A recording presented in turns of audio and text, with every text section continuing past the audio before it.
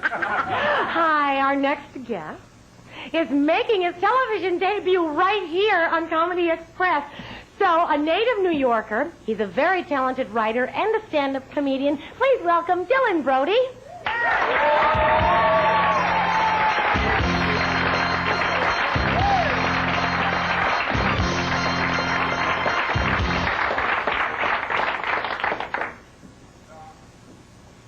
Oh, man, do I need you people tonight.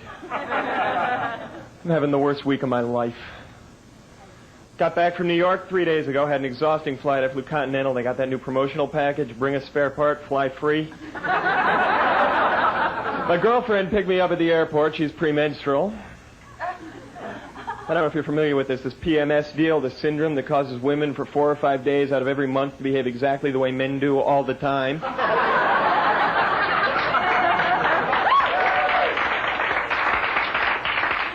So I come out of the airport, get in the car right away. She wants to go 5, 6 quick rounds of I make the rules, you can't win. Familiar with this game? Honey, I've been on a plane for 6.5 hours. Lighten up. Oh, now it's cracks about my weight. Fine. Wanted to welcome home. I get a surprise vasectomy. Fine. Ollie North is off the hook. Completely off the hook. No jail time, 2,000 hours of community service work. Yeah. Because in this country, you sell guns to the enemy to fund a war we're not involved with. And then you lie to Congress about it. You have to go to traffic school. It's a cover-up, folks. He's a scapegoat. We know this. First off, we find out we're selling guns to our hated enemies, Iran. The government says it wouldn't be a problem if the press would stop reporting it. Say, maybe it's just me. I think blaming governmental corruption on the press is a little bit like, let's say, blaming overpopulation on the Census Bureau. Don't worry, I got another joke just like that. You can catch up. Right after this, we found out that all the excess money from the deal is funneled into this illegal war in Nicaragua. And they decide to lay the entire rap on Lieutenant Colonel Oliver North. Well, he's a lieutenant colonel, folks. Okay. Would you have believed him if they had tried to convince you that that temporary banning of Playboy and Penthouse from nationwide convenience stores was arranged by, say, Ahmad, the night manager at the Sepulveda franchise? No. Mr. Whipple doesn't have this much pull, folks. Couldn't get the story out of North. We couldn't get the story out of his boss, Poindexter, who you'll remember from his old role on Felix the Cat.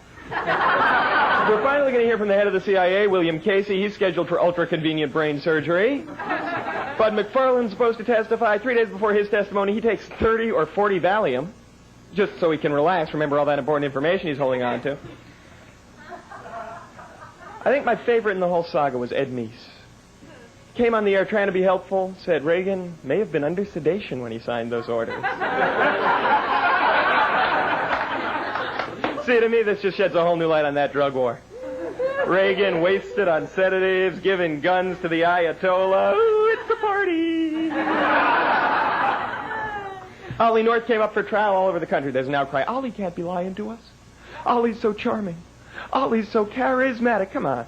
We all know the true North is not the same thing as magnetic North.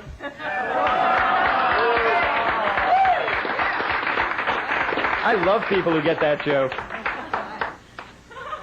During North's trial, we found out that George Bush himself went to Honduras, promised the Honduran government we would expedite arms shipments to them if they would then ship on to El Salvador for us.